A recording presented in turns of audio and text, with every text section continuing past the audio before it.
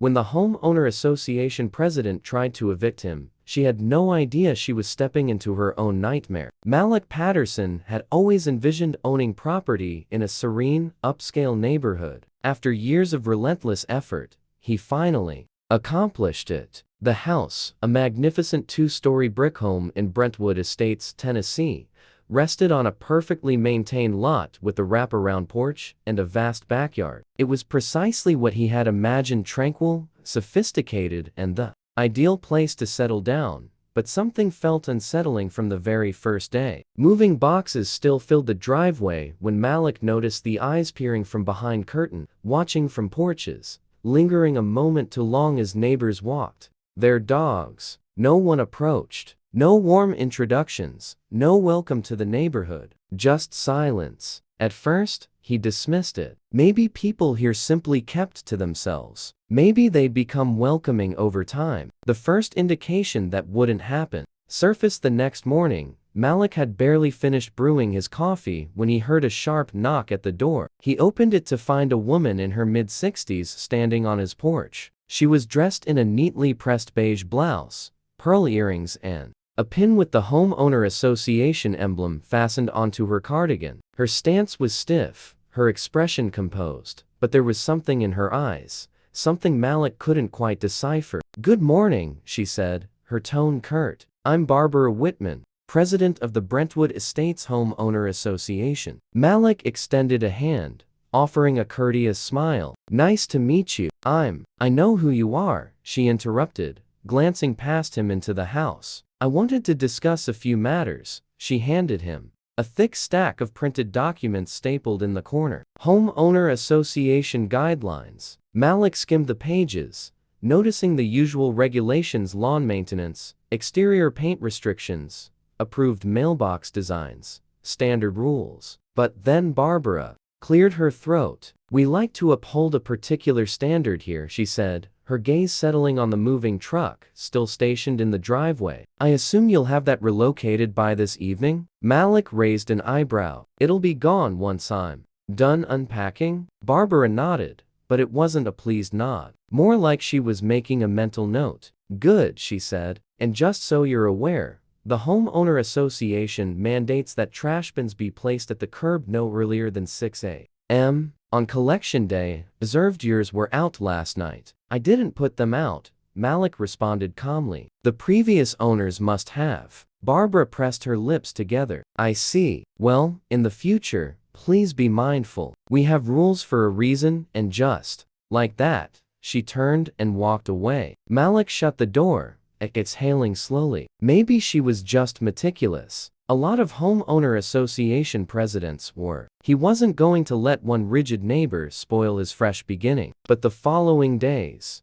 made it evident Barbara wasn't just meticulous. She was monitoring. A warning notice appeared in his mailbox about an unauthorized vehicle in the driveway. His own car. A second notice arrived about improper lawn maintenance. His grass had grown an inch, perhaps two. Then a homeowner association violation letter appeared about a porch light that was too intense despite being the same fixture the previous owner had used. By the end of the week, Malik had gathered a neat stack of documents from Barbara. He hadn't spoken to her since their initial meeting, but it didn't matter. She had established her presence. Still, he remained composed. Maybe she was this way with everyone. Maybe he just needed to adhere to the rules and she'd ease off. But that expectation faded swiftly when Malik took an evening walk and passed by a group of neighbors chatting on a nearby driveway. They grew quiet when they saw him. One woman offered a forced smile,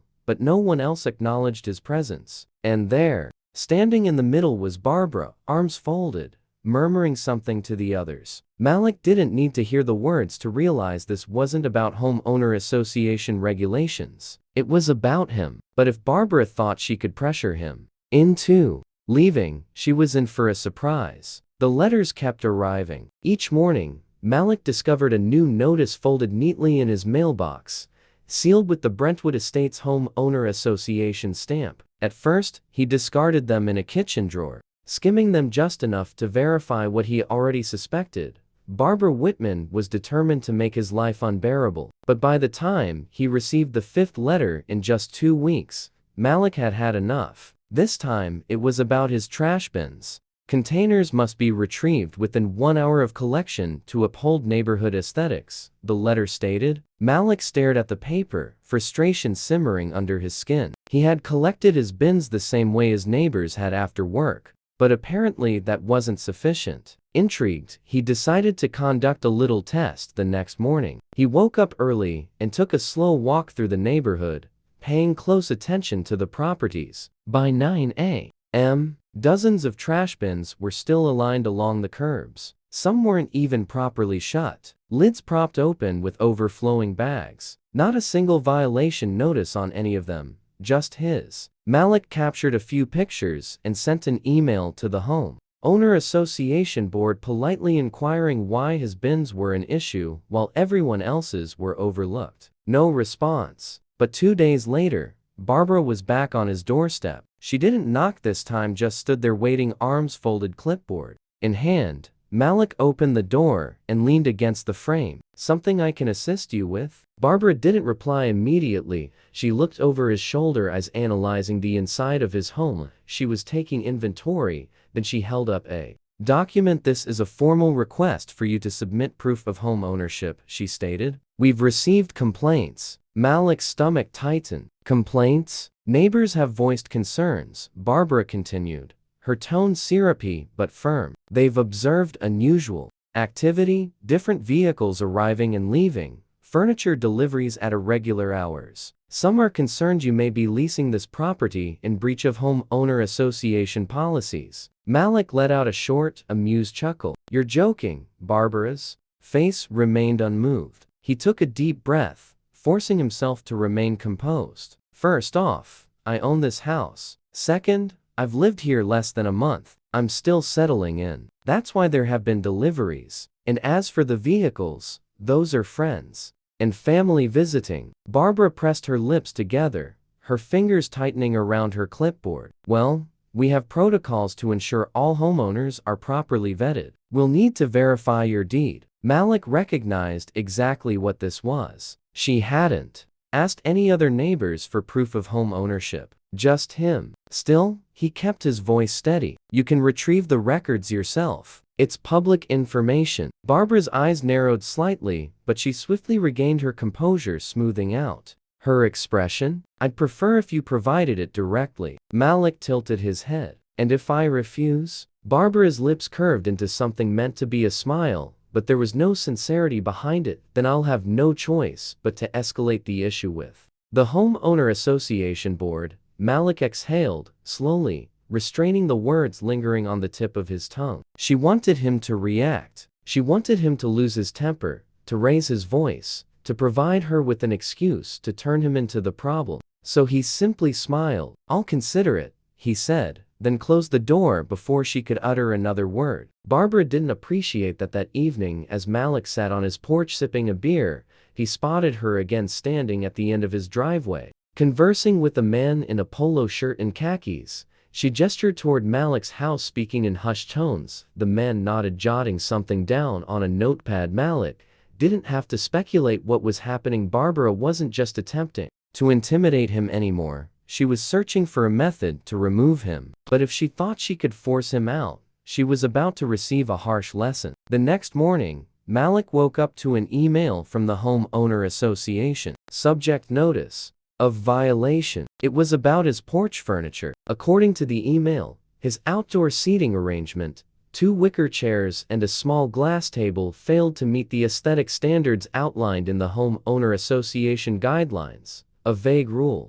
one that clearly wasn't being applied to anyone else. Malik leaned back in his chair, exhaling steadily. He had walked this neighborhood more than enough times to recognize that at least a dozen homes had identical setups. Some even had old plastic chairs that appeared to have been left out since the early 2000s. And yet somehow his was the issue. He disregarded the notice. A day later, another email arrived. Subject: second notice, lawn maintenance violation. Malik frowned. His lawn was freshly trimmed, edged, and watered. He had spent the entire afternoon shaping the hedges, ensuring everything was immaculate. But there it was, a formal complaint stating that his grass was marginally overgrown and warning that penalties could be imposed if the issue wasn't rectified. Malik knew precisely what was happening. Barbara was attempting to overwhelm him with complaints, stacking up minor infractions until she had sufficient leverage to escalate matters, so he resolved to play her game. That evening, he took a slow walk through the neighborhood,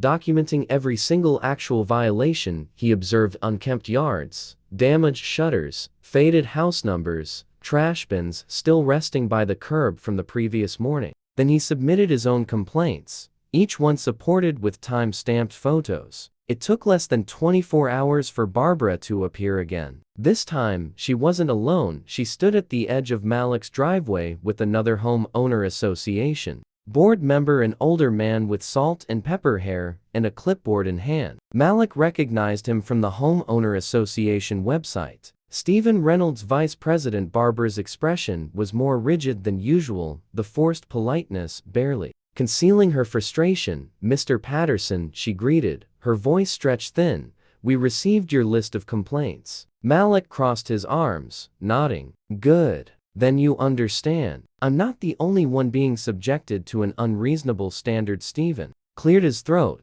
glancing at Barbara before speaking. "We acknowledge your concerns, but the Homeowner Association Board decides which matters require intervention. Not every minor infraction warrants an official notice." Malik scoffed. "So mine do. But everyone else's don't." Barbara didn't reply. Instead, she retrieved a printed form and handed it to him. "This is your final warning before penalties are applied. Your porch furniture must be replaced, and your lawn must remain at the specified length at all times." Malik examined the paper, then gradually looked up at Barbara. He wasn't naive. This wasn't about grass or furniture. This was about making him feel like he didn't belong. He took a deep breath, forcing a steady smile. "You no, Barbara, I've reviewed the Homeowner Association bylaws thoroughly. Nowhere does it specify that a homeowner must replace furniture that is in perfect condition."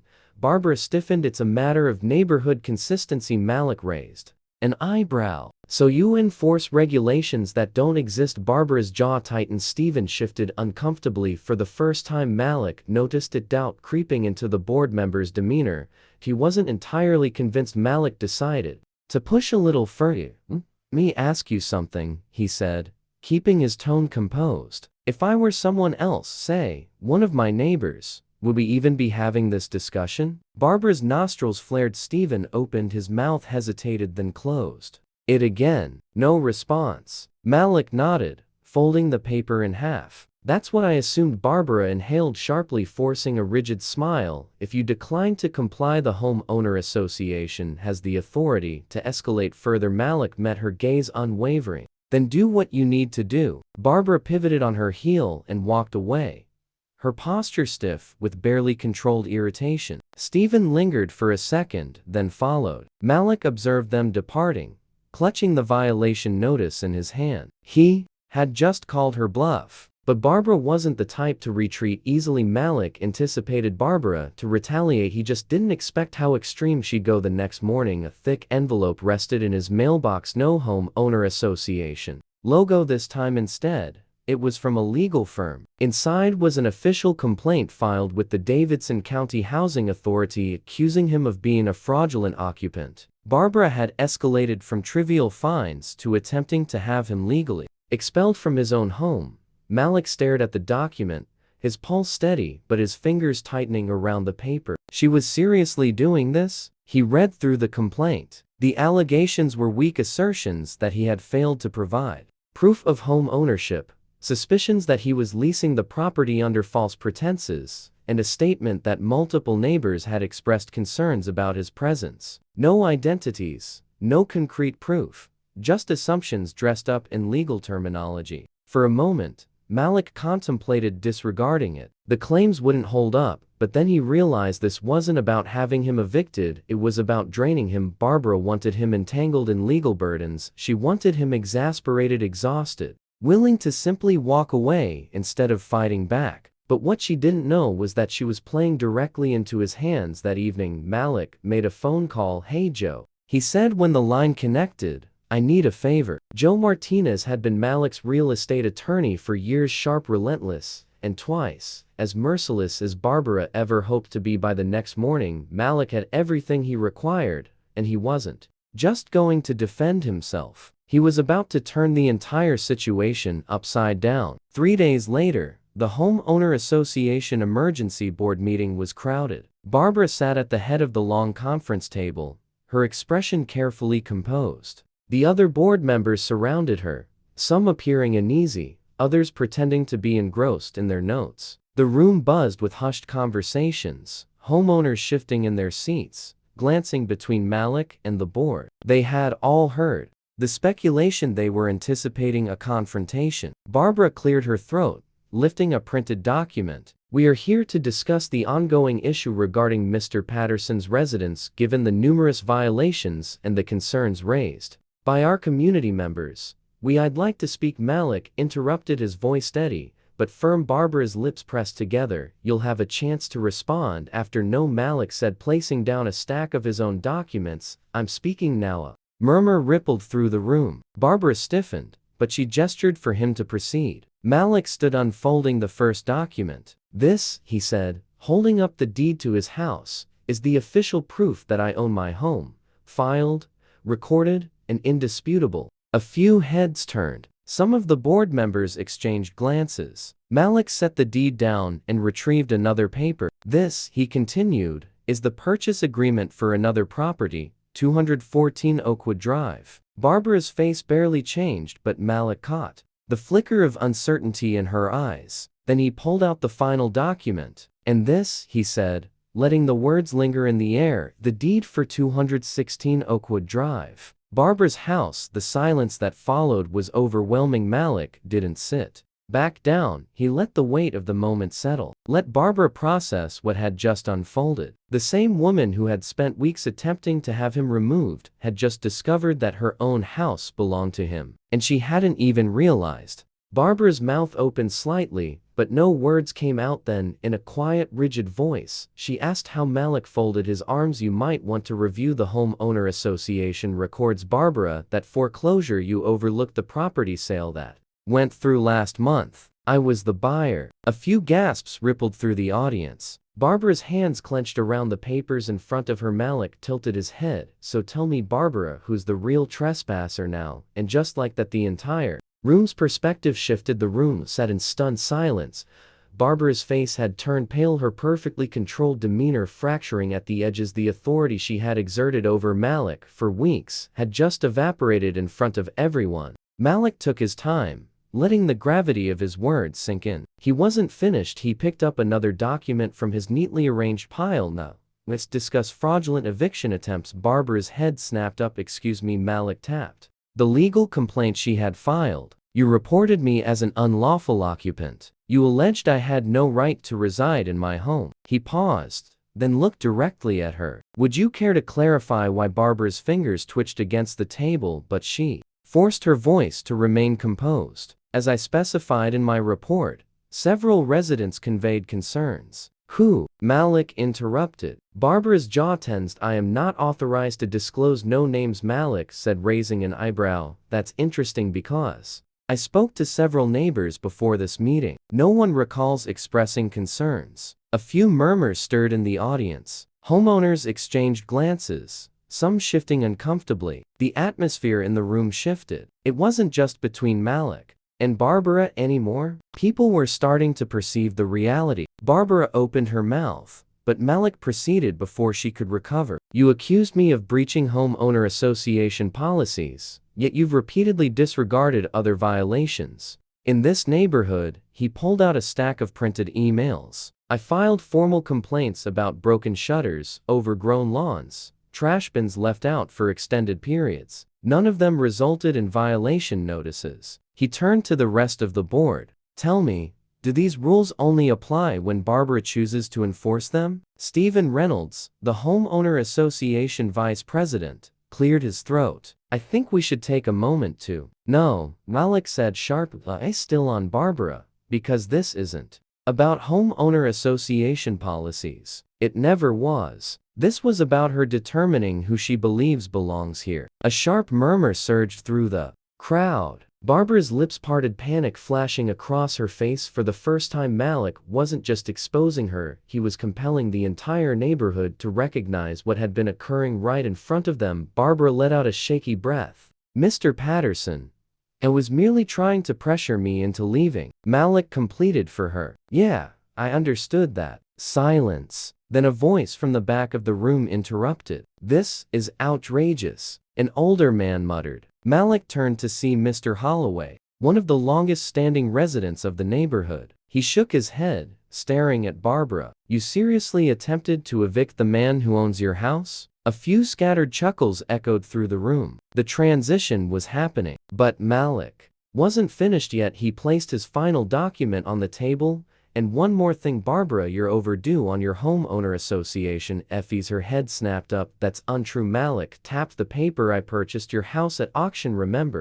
That includes the debt connected to it. You owe the homeowner association over $3,000 in outstanding fines and fees." A fresh wave of whispers spread through the board members. Stephen adjusted his glasses, frowning as he examined the document. "Barbara, is this correct?" Barbara's lips parted, but no words emerged. She had entrapped herself. Malik leaned back in his chair. "I recommend you start settling your dues. Wouldn't want to breach any of your own regulations, would you?" A low chuckle swept through the audience. Even some of the board members were barely suppressing their reactions. Barbara's face burned crimson. She had spent weeks attempting to dominate Malik, and now in front of the entire homeowner association, her authority had been shattered. She clenched her jaw, scrambling for an escape. "This meeting is adjourned," she snapped, shoving her documents into a folder. "We will revisit this matter at a later date." She shot to her feet and strode toward the exit, her heels clattering against the tiled floor. But for the first time, no one followed her. Malik exhaled,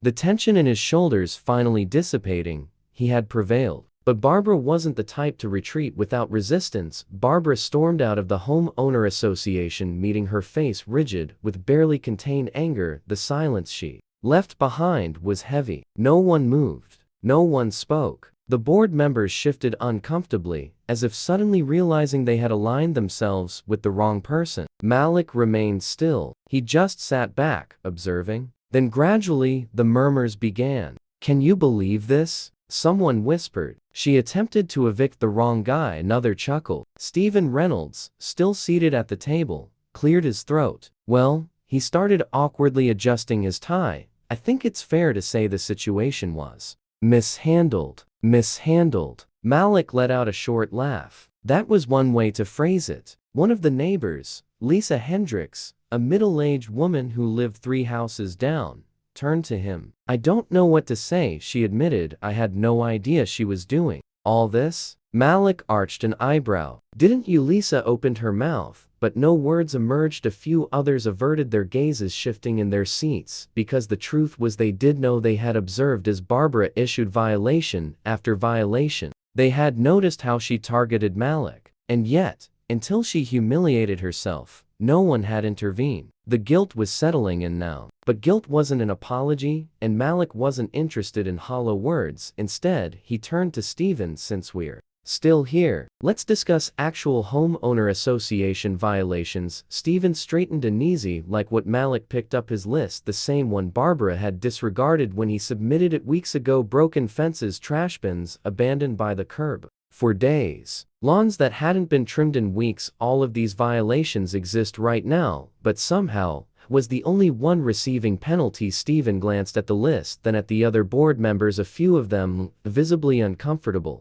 They knew Malik was correct. "We'll review these complaints properly," Stephen said. Malik gave a slow nod. "Good. And while you're at it, I'd like to file a formal complaint against Barbara Whitman for harassment, falsifying homeowner association violations, and attempting to manipulate her authority for personal grievances." A fresh wave of murmurs rippled through the room. Lisa shifted in her seat. "Do we have the power to do that?" Stephen let out a slow breath. "The board can vote for removal. If a homeowner association officer is found abusing their position."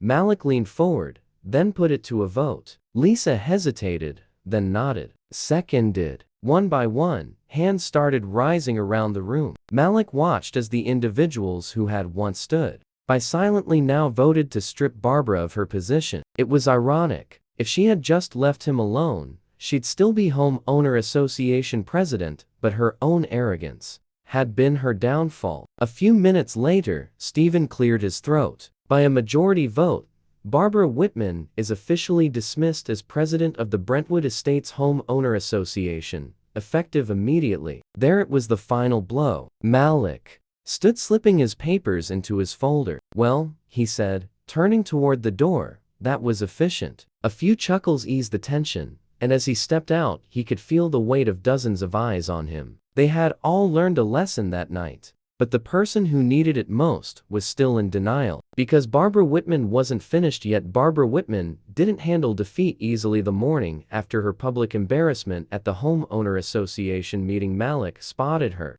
standing at the edge of his driveway. She wasn't alone this time. Her husband Richard, a man in his early 70s with a rigid stance and a scowl, stood beside her. Malik stepped onto his porch, arms folded. "Something I can assist you with?" Barbara's voice was tight, controlled. "I want to negotiate the sale of my home." Malik had foreseen this. After all, the thought of renting from him must have been unbearable for her. "I'm not selling," he said plainly. Barbara's jaw locked. "I've lived in that house for 32 years. Malik tilted his head. "And yet, you never settled the debt tied to it." Richard cleared his throat. "We're prepared to offer you a reasonable price." Malik leaned against the railing. "Clarify reasonable." Barbara huffed, her patience wearing thin. "The same amount you paid at auction." Malik let out a short chuckle. "That's not how real estate operates. You lost your house because of unpaid dues. I legally acquired it. If you want it back, you'll have to purchase it at market value." Barbara's hands curled into fists. "That's absurd. You're just trying to capitalize off of me." Malik's expression hardened. "No, Barbara, I'm treating you exactly how you treated me." Silence extended between them. For weeks she had weaponized rules and policies against him. Convinced she held all the influence, now she was the one at someone else's discretion. Richard sighed. "How much?" Malik glanced toward the house. "Considering the location, the current market, and your outstanding dues, $450. 000. Barbara's face contorted. "That's outrageous." Malik shrugged. "Then I suppose you'll have to find another place to live." For the first time, genuine panic flickered across her face. This was real now. She wasn't just being ousted from the Homeowner Association board. She was losing the home she had occupied for 3 decades. Richard sighed deeply, rubbing a hand over his face. "We'll consider it." Malik nodded. "Take your time." As they turned to leave, Barbara hesitated. She looked back at him. Something different in her expression. Not quite remorse, but the awareness that she had never actually been in command. For weeks, she had been so fixated on forcing him out that she hadn't seen the real threat her own actions had cost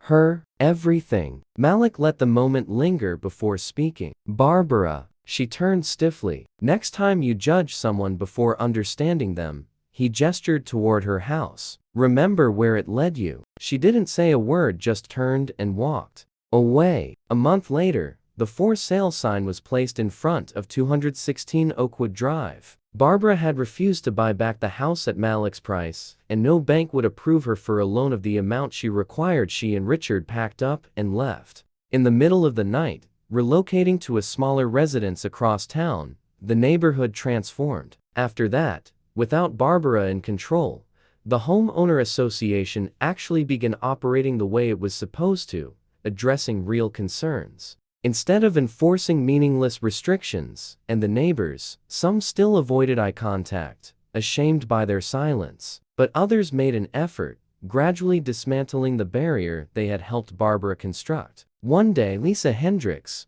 one of the few who had voted against Barbara, walked up Malik's driveway with a plate of cookies. "I know it's late," she said, shifting awkwardly, "but welcome to the neighborhood." Malik smiled, accepting the plate. "Took you long enough." Lisa chuckled a little. "Hesitant?" "Yeah, did." Malik took a bite of a cookie. Sweet, slightly stale, but better late than never. Some people spend their lives trying to dominate others. They think their strength comes from regulations, from status, from making others feel insignificant. But real power, that comes from understanding who you are and refusing to let anyone strip that away from you. If you enjoyed this story, subscribe for more. Because trust me, there's plenty more where this came from.